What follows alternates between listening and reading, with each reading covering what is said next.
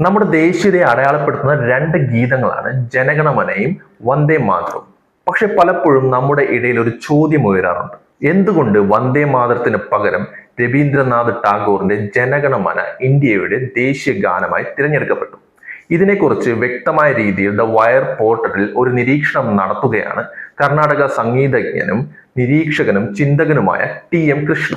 TM. Krishna പറയുന്നതനുസരിച്ച് ഈ രണ്ട് പാട്ടുകളും കേവലം സംഗീതമല്ല, മറിച്ച് ഇന്ത്യ എന്ന സങ്കല്പത്തെക്കുറിച്ചുള്ള രണ്ട് വ്യത്യസ്ത കാഴ്ചപ്പാടുകളാണ്. വന്ദേ മാതരം ബങ്കിം ചന്ദ്ര ചാറ്റർജി എഴുതിയ ആനന്ദമഠം എന്ന നോവലിലെ ഒരു ഭാഗമാണ്. അത് മാതൃരാജ്യത്തെ ഒരു ദേവിയായി, കാളിയായോ ദുർഗയായോ ആരാധിക്കുന്നു. 1905 ബംഗാൾ വിഭജന കാലത്ത് ബ്രിട്ടീഷുകാർക്കെതിരെയുള്ള പ്രക്ഷോഭത്തിൽ ഈ ഗാനം വലിയ ആവേശം പകർന്നു. എന്നാൽ അവിടെ ഒരു പ്രശ്നമുണ്ടായിരുന്നു. വന്ദേ മാതരം മാതൃരാജ്യത്തെ ഒരു ഹൈന്ദവ ബിംബമായിട്ടാണോ അവതരിപ്പിച്ചിരുന്നത്? മുസ്ലിം ലീഗ് ഉൾപ്പെടെയുള്ള സംഘടനകൾക്ക് ഇതിനോട് വിയോജിപ്പുമുണ്ടായിരുന്നു. ടി.എം. കൃഷ്ണ ചൂണ്ടിക്കാണിക്കുന്നത് പോലെ ഒരു ബഹുസ്വര രാജ്യമായ ഇന്ത്യയിൽ ഒരു പ്രത്യേക മതവിഭാഗത്തിന്റെ ആരാധനാക്രമങ്ങളുമായി ബന്ധപ്പെട്ട ഗാനം എല്ലാവരെയും ഉൾക്കൊള്ളുന്ന ഒന്നായി മാറുന്നതിന് പരിമിതികളുണ്ടായിരുന്നു. വന്ദേ മാതരത്തിന്റെ ആദ്യ രണ്ടു വരികൾ ഒഴികെയുള്ള ഭാഗങ്ങളിൽ വിഗ്രഹാരാധനയും മതപരമായ ചിഹ്നങ്ങളുടെയും സ്വാധീനം വ്യക്തമായിരുന്നു. ഇവിടെയാണ് ജനഗണമന വ്യത്യസ്തമാകുന്നത്. ടാഗോർ ആ പാട്ടിലൂടെ വരച്ചു കാട്ടിയത് ഇന്ത്യയുടെ ഭൂമിശാസ്ത്രത്തെയും ജനതയുമായിരുന്നു. പഞ്ചാബ്, സിന്ധ്, ഗുജറാത്ത്, മറാഠ എന്നിവയിലൂടെ വൈവിധ്യങ്ങളെ അദ്ദേഹം അവിടേക്ക് കൊണ്ടുവന്നു.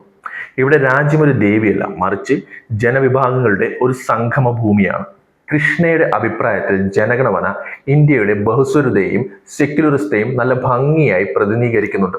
ഇവിടെ ഒരു ദൈവത്തെക്കുറിച്ചല്ല ചർച്ച ചെയ്യുന്നത്, ഇവിടെ നമ്മളെക്കുറിച്ചാണ് ചർച്ച ചെയ്യുന്നത്. ജവഹർലാൽ നെഹ്റുവിനെ പോലുള്ള നേതാക്കൾ ജനഗണമന തിരഞ്ഞെടുത്തതിന് പിന്നിൽ ചില പ്രായോഗിക കാരണങ്ങളും ഉണ്ടായിരുന്നു.